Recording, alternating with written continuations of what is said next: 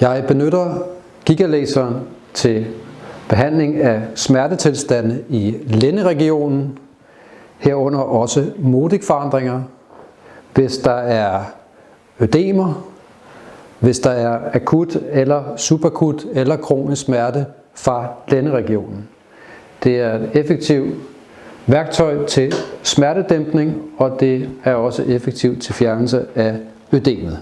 Jeg vil nu demonstrere, hvordan jeg placerer gigalaseren, og forinden vil jeg lige gøre opmærksom på, at som klienten gjorde her, at vedkommende har en tatovering, hvorfor jeg skal huske at tape det til, da det ellers vil kunne gøre ondt på klienten.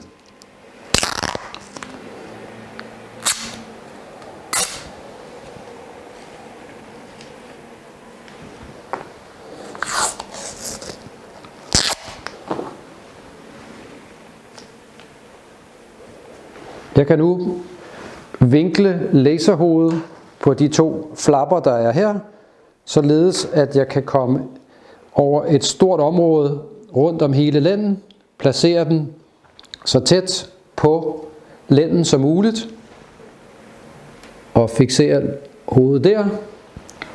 Og da det er et meget stort område, jeg gerne vil behandle, vil jeg vælge at give fuld udgangseffekt.